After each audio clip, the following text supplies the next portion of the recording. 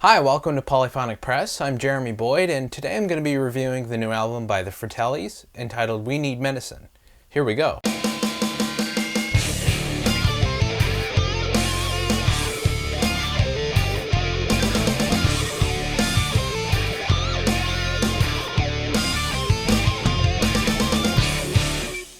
So the Fratellis are a Scottish rock band formed in Glasgow in 2005. They were quickly signed to Fallout Records and released their debut album Costello Music in 2006. That album was a critical success and solidified their place in the garage rock music scene. The band took a hiatus in 2009 to pursue outside musical ventures, but they regrouped in 2012 for a tour and subsequently recorded this, their third album, and it's called We Need Medicine. And this album starts off with the song Halloween Blues, which has a very similar opening riff to the Elvis Presley song Jailhouse Rock. It then goes off into this very energetic blues kind of garage rock kind of feel. About 2/3 into the song, it just breaks down to where all you hear is just the drums, and then it kind of builds back up into a really inspired saxophone solo. And that's really not something you hear a lot of in modern rock music. I think the saxophone is a really criminally underused instrument. I think they really used it effectively in this song. It's really only heard in the solo, so they kind of used it as an element of surprise. But when you do hear it, it really works really well within the context of the song. I think this is a really good album opener because it's very energetic, it's kind of full of life, and it really kind of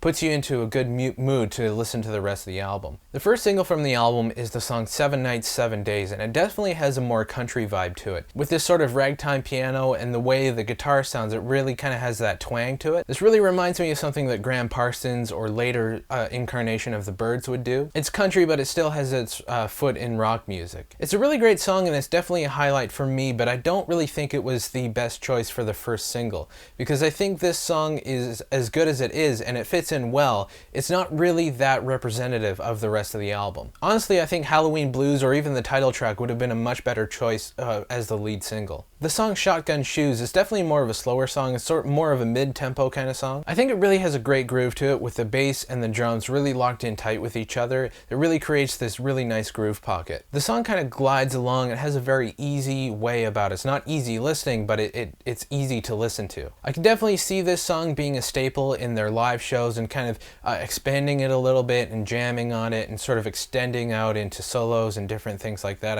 I would really like to hear what they do with it live. And it sounds like it was recorded live too. It sounds like they were just playing off of each other in the studio. It doesn't sound like it was overdubbed. It sounds like this was a band kind of just playing the song the way it's going to be played and not really thinking about it too much or anything like that. It sounds like they were all in the same room all at the same time. The song This Is Not the End of the World takes on a whole different tone from the rest of the album. It's a piano song, but it's definitely not a ballad. The piano is the main instrument and the drums are kind of playing a little bit behind the beat. They give it kind of this chugging, sort of dragging feel to it, but it still sounds like it's getting somewhere. It's almost as if the music is giving the indication that the song is about a struggle or something. In the second verse and for the rest of the song, the tambourine comes in and it really lifts the song up and moves it along even further. The outro to the song is really interesting as well. As the song is fading out, the guitar is playing this little lick that really makes the song a very interesting kind of listen, even in the end as it's ending and sort of fading out. This is a really great track. I really found myself bobbing my head to it,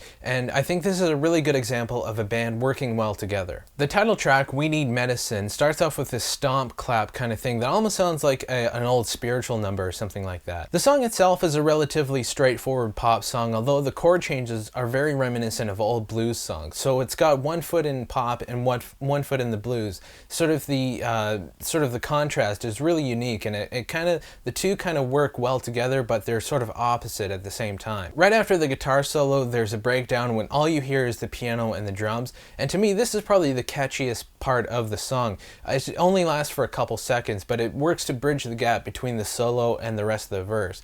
And I think that's really something that not a lot of people think about, how you go from one change to the other.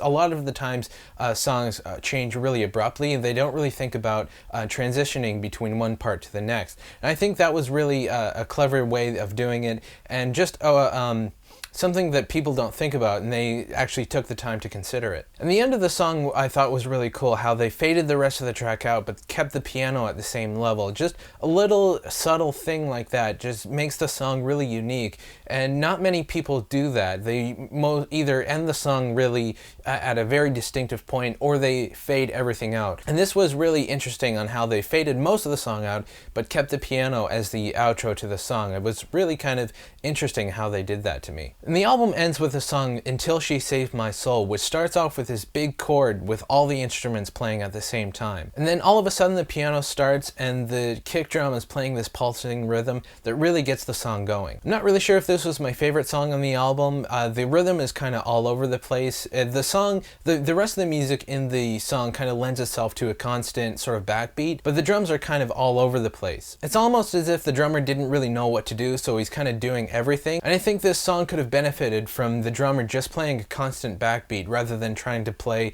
everything all at once. The production on this album is pretty well done. Everything sounds really natural except for the drums. The drums are over compressed, which isn't necessarily a bad thing. They really make the drums sound like they're 10 feet tall. And I think that sound really suits these songs. It really calls for it. If it didn't, I don't think it would have worked. I like this album a lot. I think it's a really solid rock and roll record, but there were a few weak spots that I don't think really made me hate the album. They're just a couple little things that I would have fixed. So for that reason, I'm gonna give this album an 8 out of 10. So anyway, that's what I thought about the album. Let me know what you guys think in the comments. If you'd like to suggest an album for me to review, please leave that in the comments as well. Be sure to subscribe so that way you know when I post a new video. You can check us out on Twitter, Facebook, and Last.fm. And that's about it.